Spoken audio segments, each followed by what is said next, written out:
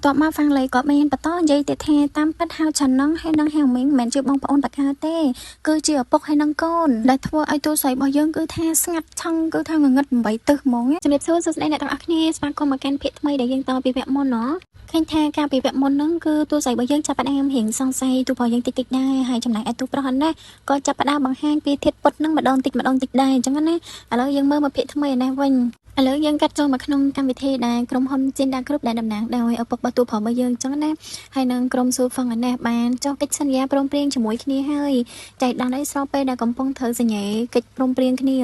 មានណាប៉ូលីសក៏បានមកដល់ក្នុងការមកចាប់ខ្លួនជាមួយនឹងអ្នកតំណាងក្រុមហ៊ុនស៊ូហ្វឹងហ្នឹងដោយសារតែគាត់ជាម្ចាស់ក្រុមហ៊ុនហ្នឹងគាត់បានបំលែងសញ្ញាឆ្នោតអីផ្សេងៗអញ្ចឹងទៅដើម្បីឲ្យក្រុមហ៊ុនរបស់គាត់ហ្នឹងឈរនៅលំដាប់លេខ1អីអញ្ចឹងដើម្បីឲ្យមានក្រុមហ៊ុនផ្សេងទៀតណ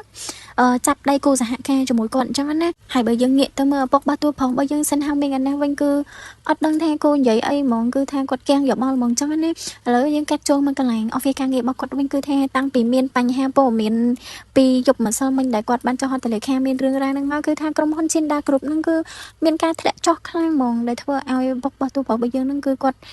stress ខ្លាំងតាក់ទងនឹងការងារហ្នឹងហ្មងហើយស្របពេលហ្នឹងដែរទូប្រុសយើងក៏បានចូលមកដល់ដែលយើងដឹងហើយថាពីមុនមកប៉ារបស់ទូប្រុសគឺអត់ដែរថាຕົកចិត្តលើសមត្ថភាពរបស់ទូប្រុសរបស់យើងហើយក៏អត់ដែរបដ ாய் ឲ្យទូប្រុសរបស់យើងចាត់ចែងអីផ្សេងៗដែរអញ្ចឹងណាហើយលើកហ្នឹងគឺជាឱកាសរបស់ទូប្រុសរបស់យើងហើយដែលអាចយកស្នាដៃហ្នឹងហើយក៏ដូចជាបង្កើតឱកាសដើម្បីស្ដារក្រុមហ៊ុន Chinda Group ហ្នឹងឲ្យប្រសើរឡើងវិញអញ្ចឹងណាដើម្បីទទួលបានការសរសើរពីឪពុកដូចជាសមត្ថភាពបង្ហាញសមត្ថភាពរបស់ខ្លួនដំបូងប៉ារបស់ទូប្រុសហ្នឹងអត់ស្ដាប់អីដែលទូប្រុសយើងនិយាយទេប៉ុន្តែស្រាប់តែពេលដែលទូប្រុសយើងប្រាប់ថាឥឡូវគឺគេមានដៃគូសហការជាមួយនឹងពីអ្នកបងប្អូនជាងលៀងជាងយន្តណោះហើយនឹងមានអាគម្រោង178ជាមួយនឹងលោកហងអញ្ចឹងណាអញ្ចឹងទៅនឹងជាឱកាសដែលប៉ារបស់ទូប្រុសហ្នឹងគឺថាចាប់អារម្មណ៍លើគម្រោងរបស់ទូប្រុសហ្នឹងហ្មងឥឡូវឃើញថាទូប្រុសរបស់យើងហើយនឹងឪពុករបស់ទូប្រុសហ្នឹងគឺបានត្រូវរើគ្នាហើយបន្ទាប់មកទូស្រីរបស់យើងក៏ចាប់ផ្ដើមផ្សាយពីព័ត៌មានហិរញ្ញវត្ថុហ្នឹងដែលក្រុមហ៊ុន Chinda Group ហ្នឹងគឺសហការជាមួយនឹងគម្រោង178ជាមួយនឹងលោកហងហើយនៅក្នុងខ្លឹមសារនៃព័ត៌មានហ្នឹងគឺចង់បញ្ជាក់ថានៅពេលដែលក្រុមហ៊ុនទាំងពីរហ្នឹងចាប់ដៃគូសហការគ្នាគឺអាចធ្វើឲ្យវិស័យហ្នឹងអាចឆ្ពោះទៅមុខគេហើយបង្កើនគុណភាពការអភិវឌ្ឍក៏ដូចជាឱកាសថ្មីនិងសក្តានុពលសម្រាប់កំណើនឧស្សាហកម្មនៅក្នុងប្រទេសហ្នឹងអញ្ចឹងណាឥឡូវកាត់ចូលមកទូប្រុសយើងអានេះវិញជាមួយនឹងបុគ្គលិករបស់ឪពុករបស់គាត់អញ្ចឹងណាឃើញថាពីមុនមកទូប្រុសយើងអត់ទាន់មានសិទ្ធិពេញលេញទេហើយឥឡូវគឺទូប្រុសរបស់យើងជាអ្នកចាត់ចែងតែម្ដងហើយក៏ចាប់ផ្ដើមរស់រកមើលថាបុគ្គលិកមួយណាដែលតែងតែកេងប្រវ័ញ្ចអីអញ្ចឹងទៅឃើញថាមានម្នាក់ដែរគឺលោកអូហ្នឹងដែលគាត់តែងតែកេងប្រវ័ញ្ចអញ្ចឹងណានៅក្នុងក្រុមហ៊ុនហ្នឹងមិនថាគម្រោងអីក៏ដោយហើយទូប្រុសរបស់យើងជាឱកាសរបស់ទូប្រុសណាក៏បានចាប់ផ្ដើមដេញចេញតែម្ដងអត់មានຕົកយូរទេណាឥឡូវយើងកាត់ចូលមកទូប្រុសហើយនឹងទូស្រីឯនេះវិញកំពុងរៀបថានឹងទៅផ្ទះជាមួយគ្នាមានណែលោកអូឯនេះឃើញថាទូប្រុសរបស់យើងបានបញ្ឈប់ពីការងារហើយក៏បានសុំអង្វរຕົកឱកាសម្ដងទៀតមានណែទូប្រុសរបស់យើងហ៊ានចិត្តដាច់ខ្លាំងហ្មងអញ្ចឹងណាគឺអត់អាចຕົកឱកាសឲ្យម្ដងហើយម្ដងទៀតទេក៏បានដើរចេញតែម្ដងហើយតាអូហ្នឹងរៀងខឹងដែរក៏បានយកកបិតរត់ទៅចាក់ទូប្រុសមានណែទូស្រីរបស់យើងណាឃើញកបិតតាអូហ្នឹងទៅតម្រង់ទៅកាន់ទូប្រុសក៏បានយកដៃទៅបាំងទៅមានណែត្រូវដៃទូស្រីរបស់យើងឈាមតែម្ដងហើយទូប្រុសឃើញអញ្ចឹងហើយក៏បានវាយគ្នាជាមួយនឹងតាអូហ្នឹងចុះឡើងទៅក៏ចាប់បានតានឹងស្រេចងាកមកមើលទូស្រីយើងអានេះវិញនិយាយពីថាអត់ធ្មត់ហ្មងដៃឡងហូរឈាមហ្មងនៅថាអត់អីទៀតអញ្ចឹងណាឥឡូវងាកមកមើលទូស្រីទូប្រុសណាវិញយើងឃើញថាទូស្រីរបស់យើងខំការពារទូប្រុសយើងដោយចិត្តស្មោះដោយក្តីស្រឡាញ់ទៅកាន់ទូប្រុសអញ្ចឹងណាប៉ុន្តែបែរជាទូប្រុសអានេះបានយកការធនាគារហ្នឹងឲ្យទៅទូស្រីធ្វើមើលដូចជាអីដែលទូស្រីធ្វើហ្នឹងគឺដើម្បីលុយអញ្ចឹងណាដល់ទៅពេលអញ្ចឹងក៏រៀងសែតចំនួនទូស្រីដែរមិនដឹងថាសង្ស័យថាទូប្រុសហ្នឹងគិតអីចំពោះខ្លួនឯងឬមួយក៏ដូចជាជួលទូស្រីមិនដឹងទេទូស្រីហៅនិយាយអីមិនតាន់ទេក៏ទទួលទូរស័ព្ទជាប់រវល់ការងារចេញទៅខាងក្រៅទៀតងាកមកមើលទូស្រីអានេះក៏រៀងសែតអន់ចិត្តដែរហើយចំណាយការងារទូប្រុសរបស់យើងដែលបានទទួលទូរស័ព្ទហ្នឹងគឺមកជួបជាមួយនៅឪពុករបស់ហ្វាងលេឯណាវិញហើយឪពុកហ្វាងលេឯណាក៏បានសួរពីកូនស្រីរបស់គេថានាងសុខសប្បាយអីអត់អីចឹងណាទៅសួរពីទូប្រុសអញ្ចឹងណាព្រោះអីដែលពេលដែលហ្វាងលេមកពីគ្រួសារហ្នឹងគឺមករកទូប្រុសទេអញ្ចឹងនៅផ្ដាំផ្ញើឲ្យទូប្រុសហ្នឹងជួមើលថាហ្វាងលេកូនស្រីរបស់ខ្លួនឯងអញ្ចឹងទៅហើយទូប្រុសនឹកឃើញអញ្ចឹងទៅក៏បានចេញទៅយកកូនប្រុសរបស់គេដែលពីមុនហ្នឹងយើងគិតថាជាប្អូនណោះទៅយកហៅឆានហ្នឹងទៅដល់សាលាស្រាប់តែពេលដល់សាលាហ្នឹងហើយឃើញថា ថាហៅឆាននេះគឺថាសប្បាយចិត្តខ្លាំងហ្មងហើយកាត់ចូលមកដល់យប់ឡើងគឺថាទូបងរបស់យើងហ្នឹងគឺចំណាយពេលជាមួយហៅឆានហ្នឹងតាំងពីសាលារហូតមកគេងជាមួយសើចសប្បាយបន្លែងគ្នាអញ្ចឹងណានិយាយពីនេះពីនោះមួយគ្នាទៅរហូតដល់ផ្លេចថាខ្លួនឯងហ្នឹងណាត់គ្នាមួយទូស្រីពួកអីទូស្រីរបស់យើងតែងតែចងចាំអីដល់ពេលដែលនិយាយអីជាមួយទូផងអញ្ចឹងទៅមានណាទូស្រីយើងហ្នឹងក៏បានខលមកហើយឃើញតែហៅឆានពេលហ្នឹងក៏គេងលក់ដែរហើយខ្លាចហៅឆានភ្ញាក់អត់ក៏បានបិទទូរស័ព្ទរបស់ទូស្រីរបស់យើងណាវិញឥឡូវយើងងាកមកមើលទូស្រីរបស់យើងណាវិញក៏រៀងចាប់ផ្ដើមអន់ចិត្តទៅណាព្រោះមានអារម្មណ៍ថាពេលដែលធ្វើអីបានហើយមួយឲ្យទូប្រតែងតែឲ្យកដោឲ្យគឺចប់រឿងហ្មងដូចជាអត់មានផ្ដោតក្តីស្រឡាញ់ឲ្យសម្រាប់ខ្លួនឯងសោះហ្មងឥឡូវមកមើលទូស្រីរបស់យើងពេលដែលមកដល់កន្លែងការងារក៏បានលើបុគ្គលិករួមការងារហ្នឹងគេនិយាយពីសង្សាររបស់គេថា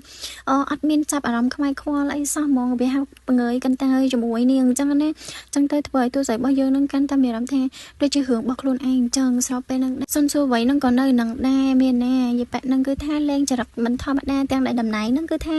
ាជាកូនចៅរបស់ទូស្រីរបស់យើងអញ្ចឹងណាហើយទូស្រីរបស់យើងខំតែណែនាំថាកម្មវិធីថត review អមហូបអាហារអញ្ចឹងត្រូវតែធ្វើដោយវាផាដោយជឿជាក់ដោយទំនុកចិត្តដោយច្បាស់លាស់មិនធ្វើអីដោយសម្ដែងអញ្ចឹងទេហើយសួរໄວណាក៏បាននិយាយថាបើមានពេលណែនាំនាងគួរតែមានពេលទៅតាមដានប្តីរបស់ខ្លួនឯងទៅថាប្តីរបស់ខ្លួនឯងហ្នឹងមានស្រីខាងក្រៅឬមួយក៏អត់ហើយប្តីរបស់ខ្លួនឯងហ្នឹងមាន take care មួយខ្លួនឯងអត់ទូស្រីពេលដែលឡើងចឹងហើយគឺស្ងាត់ជ្រាបហ្មងព្រោះមួយរយៈហ្នឹងទូស្រីរបស់យើងរៀងជួបរឿងជាមួយនឹងទូផងនឹងច្រើនដែរឥឡូវកាត់ចូលមកដល់ហេវមីងហើយនឹងហ្វាំងលេនេះវិញបន្ទាប់ពីចប់ពីការងារហើយទូផងរបស់យើងហេវមីងហ្នឹងក៏បានជន់ហ្វាំងលេនេះមកដល់ផ្ទះតែម្ដងនិយាយពីថាហ្វាំងលេនេះវិញគឺថាសប្បាយចិត្តយកតាណាអស់ហ្មងព្រោះគេបានមើលដែលខ្លួនឯងស្រឡាញ់នឹងជន់មកដល់ផ្ទះហ៎ហើយក៏ធ្វើជានិយាយសុំទោសអីណែផ្សេងក៏គេមើលទៅគេរៀងត្រូវគ្នាហើយដែរអញ្ចឹងណាហៀបនឹងបក់ទៅវិញហើយគេក៏បាននិយាយថាសុំឲ្យទូផងហ្នឹងថ្ងៃណាមួយហ្នឹងគឺសុំបើសិនជាសម្រាប់ការងារហ្នឹងគឺឲ្យតែមើលកុនជាមួយនឹងហ្វាំងលុយហ្នឹងហើយទូប្រុសរបស់យើងនេះក៏អូខេតាមទៀតហើយបន្ទាប់មកទូប្រុសរបស់យើងហ្នឹងក៏បានយកខ្សែដៃដែលរើសបាននៅបន្ទប់ទឹកដែលហ្វាំងលុយហ្នឹងដោះតុកចោលសម្រាប់ឲ្យទូប្រុសយើង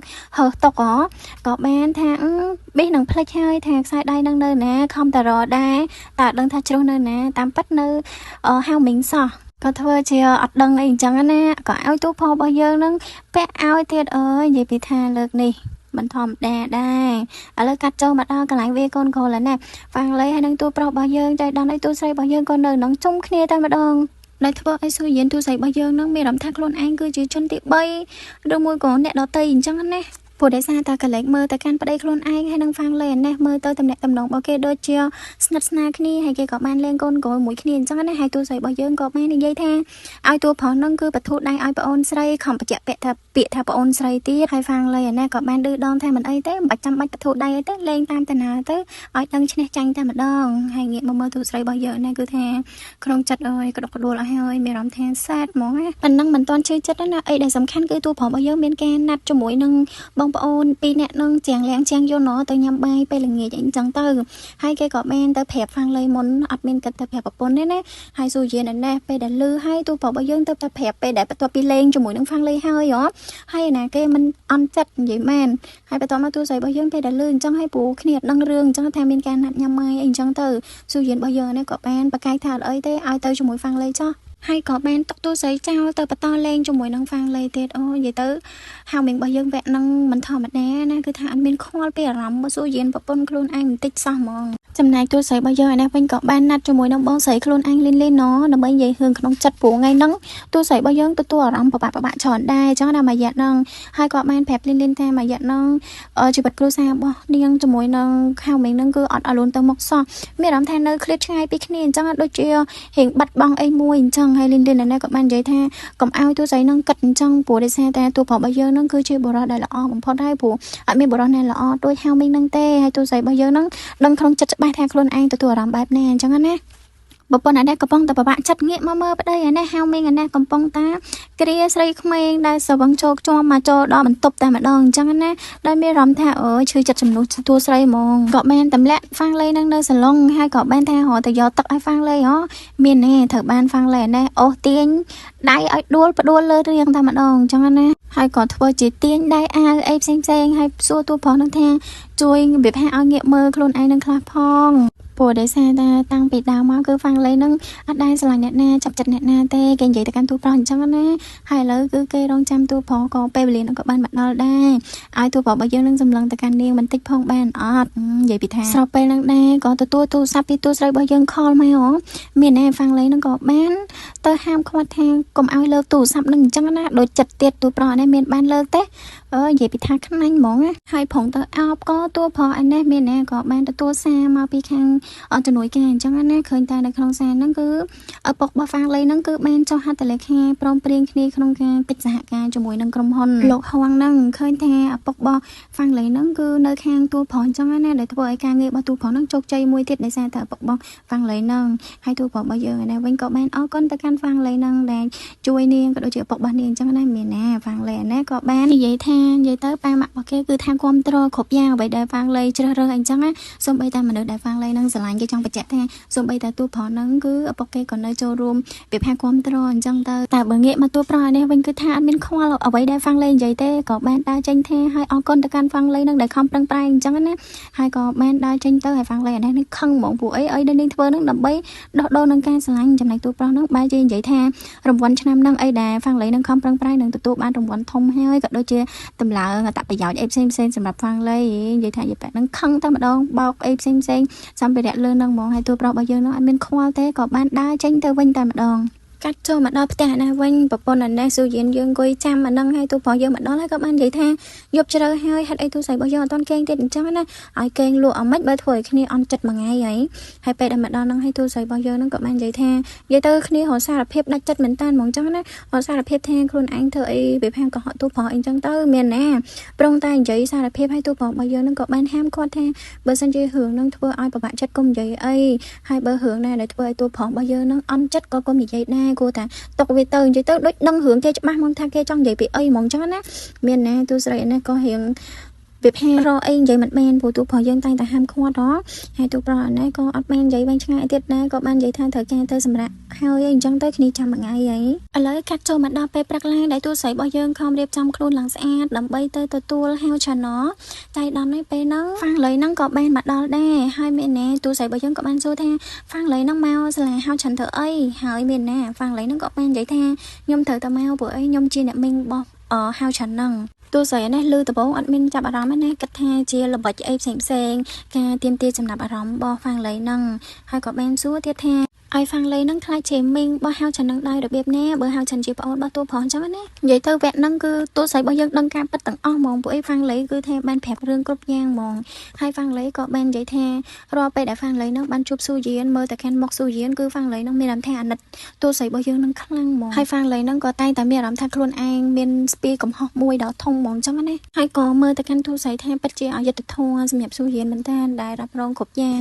ដើម្បីតួប្រុសឲ្យហាក់ដឹងពីរឿងរបស់គេអញ្ចឹងទៅបន្ទាប់មកហ្វាំងលេក៏បានបន្តនិយាយទៀតថាតាមពិតហៅឆាន់នឹងហើយនឹងហៅមីងមិនមែនជាបងប្អូនបកាទេ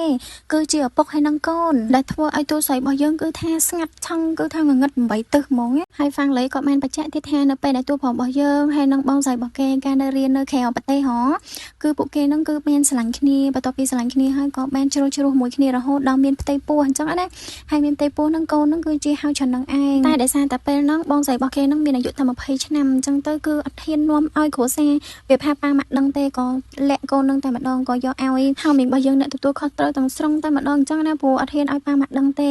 បន្ទាប់ពីនឹងមកពេលដែលទីរក់នឹងមានហើយខាងគ្រួសាររបស់តួប្រុសរបស់យើងឪពុកម្ដាយរបស់គេនឹងគឺអត់ចង់ឲ្យមានរឿងអស្រូវទេព្រោះដោយសារអីគ្រួសារគេអ្នកមានមុខមានមាត់ហើយដល់ពេលអញ្ចឹងទៅក៏សុខចិត្តលាក់អត្តសញ្ញាណហើយក៏បានប្រកាសជាសាធារណៈថាជាប្អូនប្រុសម្នាក់ទៀតរបស់ហៅមីងហើយក៏ដើម្បីការពារគេឈ្មោះរបស់ហៅឆាន់នឹងថាជាកូនលួចលាក់អីអញ្ចឹងទៅក៏សុខចិត្តថារក្សាជាប្អូនប្រុសវិញអញ្ចឹងណាហើយហៅឆាន់នឹងក៏អត់ដឹងដែរថាហៅមីងនឹងគឺជាឪពុកបង្កើតរបស់ហៅឆាន់តាំងពីមានរឿងនឹងមកបងស្រីរបស់ហ្វាំងលេនឹងក៏បានសម្រាប់ខ្លួនអញ្ចឹងណាដែលធ្វើឲ្យរឿងនឹងគឺជាការសម្ងាត់រហូតមកដល់ថ្ងៃហ្នឹងទៅឥឡូវសម្រាប់វគ្គហ្នឹងគឺសូមសេះតែប៉ុណ្្នឹងសិនអញ្ចឹងណាសូមជួបគ្នានៅវគ្គក្រោយទៀតជួយ Subscribe ក៏ដូចជា Like និង Share page ម្នាក់មួយផងអរគុណបាយបាយ